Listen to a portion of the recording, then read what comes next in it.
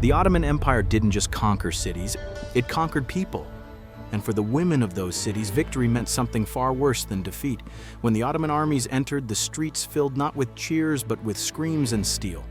For the men, war ended in blood or captivity.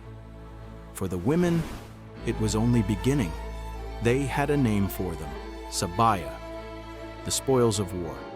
Under Ottoman law, every captured woman became state property.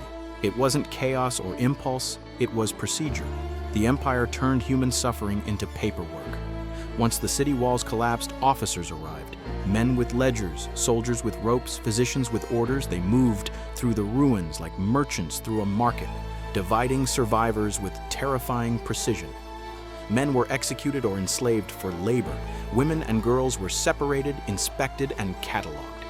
They were lined up in public squares, stripped, examined, and judged. A girl with pale skin or delicate features might be marked for Constantinople, destined for the palace markets. An older woman, or one scarred by battle, was sent to the provinces for hard labor, or discarded entirely. Ottoman records called it distribution of war captives. Behind that phrase was devastation. Families shattered in minutes, children torn from mothers, husbands executed within sight of their wives. The survivors marched in chains toward imperial centers. Many died on the road from exhaustion, hunger, or heat. Those who stumbled were left behind. Proof that mercy had no place here. And at the end of those marches stood the empire's most profitable enterprise. Its markets, official, regulated, protected by law. Human beings were priced, taxed, and resold. But for the youngest and most beautiful captives, there was another destination. Beyond the markets, beyond the bureaucracy, waited the most secretive institution in the empire. The imperial harem, where power, religion, and desire became one. What looked like chaos after war was, in reality, one of the most organized systems of human exploitation in the early modern world. The Ottoman Empire didn't simply allow slavery, it built its economy and administration on it. When a city fell, the process began immediately. Soldiers collected captives and delivered them to official registrars, men appointed by the state and protected by law. These officials were called erasure, inspectors of slaves. Their job was to document, classify, and distribute the human spoils. Each captive was processed. Names, age, origin, physical condition, and skills were recorded. Those who could read or write, play instruments, weave silk, or embroider were marked for higher resale. The rest were divided between the army, the treasury, and private buyers. From there, caravans moved east toward the empire's trade hubs: Edirne, Bursa, Ankara, Aleppo, Cairo, and Constantinople. These were not hidden markets in alleys, they were public, regulated bazaars, as visible as a market for gold or spices. The state taxed every sale, inspected every contract, and kept copies in its archives. At their peak, the Ottoman markets processed tens of thousands of slaves per year. Contemporary Venetian and Arab accounts mention days when hundreds of women were auctioned in a single morning. Prices varied by beauty, skill, and ethnicity. Circassian women fetched the highest sums, followed by Greeks, Serbs, and Slavs. African and Balkan captives filled the lowest ranks of labor. The empire even maintained a council of distribution to decide which provinces received which captives: soldiers for garrisons, laborers for farms, women for domestic service or concubinage. Nothing was random. Human life was logistics. Before sale, the captives were examined publicly. Doctors and officers inspected their teeth, eyes, and hair, checked for scars or disease, and noted fertility.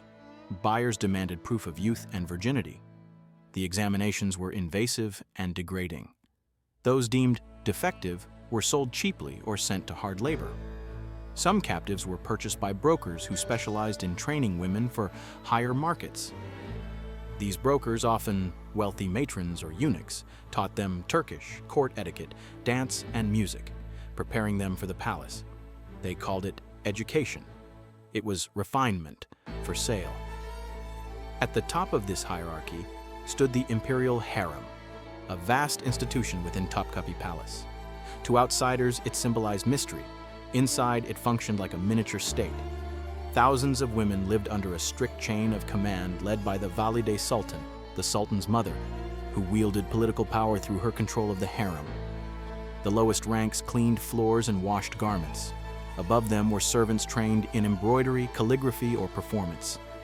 The most gifted or beautiful became concubines assigned to specific chambers. Their lives followed a timetable: morning prayers, lessons, inspections, silence. Any infraction could mean beating or exile. Sexual control was institutional. Selection nights followed rigid ceremony. Eunuch guards escorted the chosen concubines to the Sultan's quarters. The encounters were ritual, not romance. A performance of hierarchy where the woman's body confirmed imperial dominance. If she conceived, she gained temporary status. If not, she was replaced or reassigned. Children born inside the harem were considered imperial property. Beyond the palace, governors, military commanders, and wealthy merchants maintained smaller harems. The empire viewed this not as vice, but as privilege of rank. Concubines could be gifted between officials, sometimes as rewards for loyalty. Legal manuals even outlined how such transfers should be documented. The religious justification came from interpretations of Islamic law that allowed ownership of war captives from non-Muslim territories. Scholars known as ulema wrote opinions, fetwas, that defined how enslaved women could be used within the limits of faith. These opinions transformed coercion into legality. Rape was rephrased as access by right. To maintain control, the empire filled the harem system with eunuchs, men castrated in childhood and trained as guards or administrators. They were both protectors and jailers, enforcing discipline, relaying orders, and ensuring that no unauthorized contact occurred. The chief black eunuch, the Kislar Asa, became one of the most powerful figures in the entire empire, managing budgets, correspondence, and even espionage. For the women inside, the illusion of luxury masked an existence of surveillance and fear. They slept behind locked doors, spoke only when spoken to, and lived knowing that their value depended on youth and obedience. Many never saw the outside world again. Everything was documented, from market inventories to palace payrolls. Bureaucrats measured value in silver coins. Historians later found ledgers describing a single concubine. For the Ottoman Empire, victory was never just about taking land. It was about control that lasted long after the fighting stopped.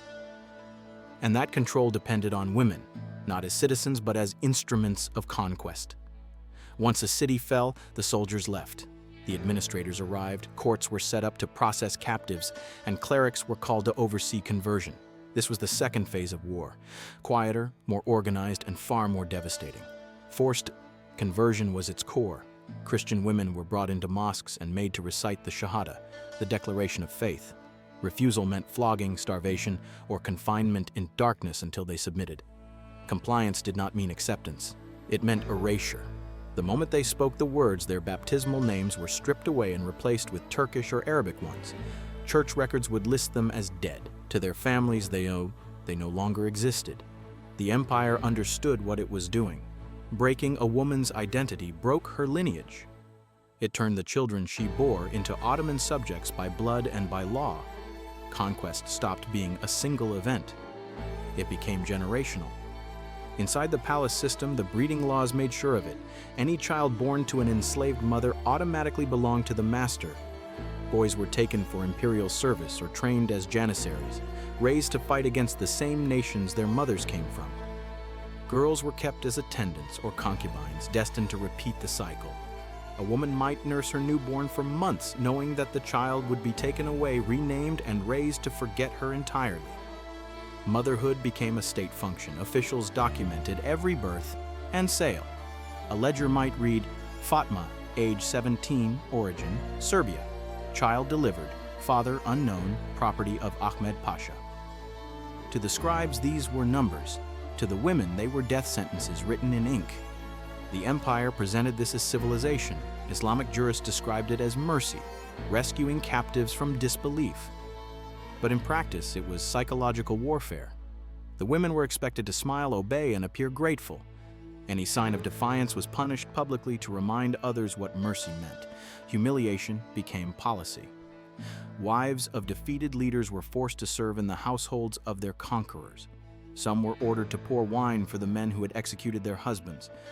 Others were displayed in parades, dressed in rags, bound in chains, forced to walk behind Ottoman banners as the crowd cheered. Every parade was a message. Resistance destroys not only men, but their honor, their families, and their future. Punishment could be theatrical. In cities that resisted too long, captured women were caged and hung at the gates as warnings. Some were branded on the face or shoulders with imperial symbols burned into the skin so that even escape would never free them. Others were made to watch the execution of their families before being sold. Their grief turned into a performance of power. The cruelty wasn't impulsive. It was scheduled, recorded, and approved. Judges set penalties. Scribes filed reports.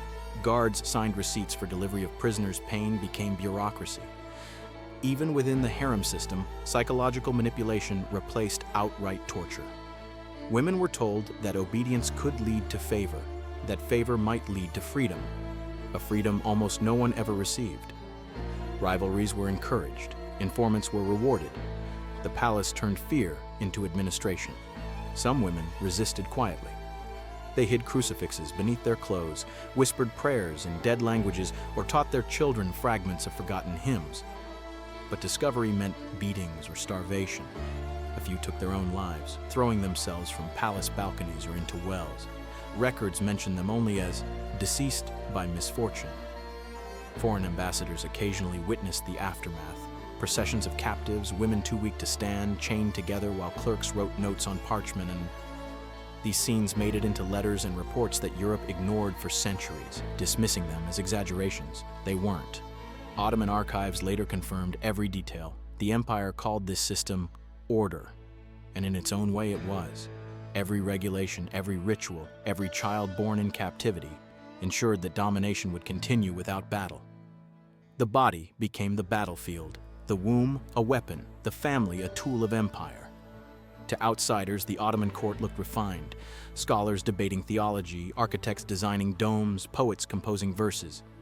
But beneath that sophistication ran a machinery powered by human lives.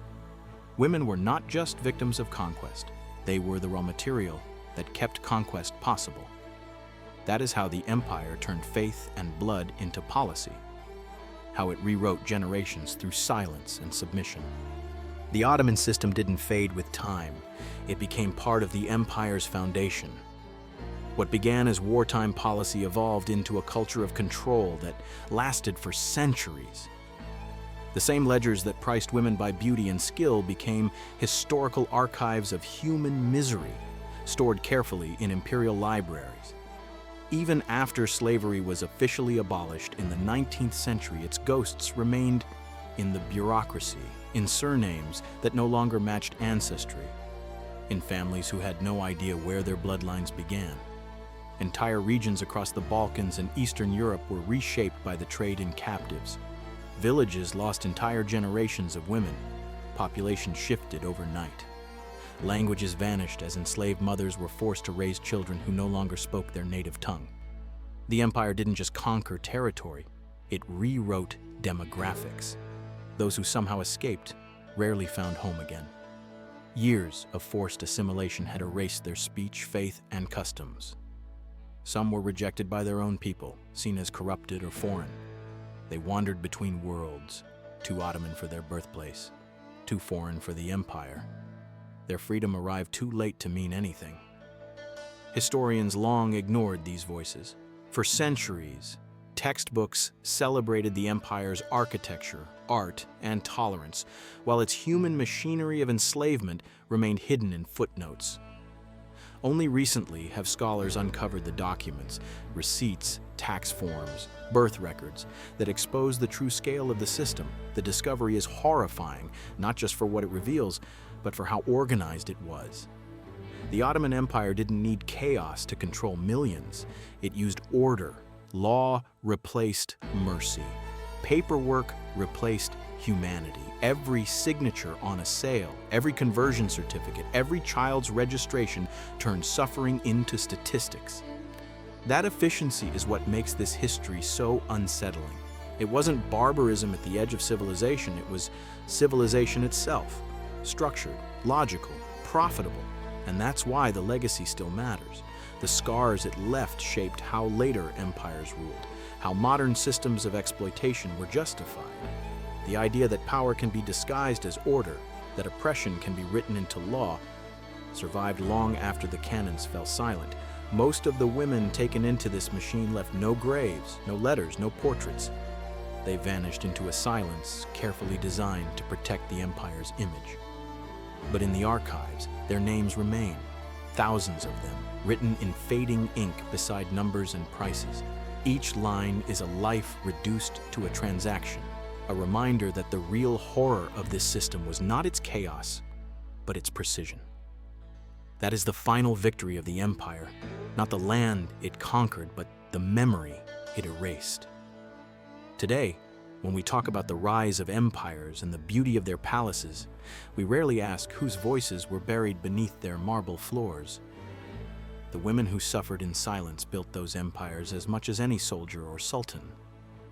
Their stories are not myths or legends. They are the foundation stones of history's most efficient machine of domination, and the echoes of that silence still reach us. The Ottoman Empire left behind art, law, and architecture that still stand today. But the system that sustained it, the trade in human lives, shaped generations across continents. It changed languages, bloodlines, and entire cultures. The women taken in those wars didn't just vanish. Their descendants still live across the Balkans, the Middle East, and North Africa, carrying fragments of stories they never chose to inherit. History often celebrates the conquerors, but the story of an empire isn't written by the men who ruled it. It's written in the silence of those who were never allowed to speak. And when we talk about empire today, about power, dominance, and civilization, maybe the question we should ask isn't how they ruled. It's who paid the price for their glory. If this story stayed with you, don't let it fade. Don't just watch history. Remember it. If you want more of the past as it really operated, not how we prefer to remember it, subscribe.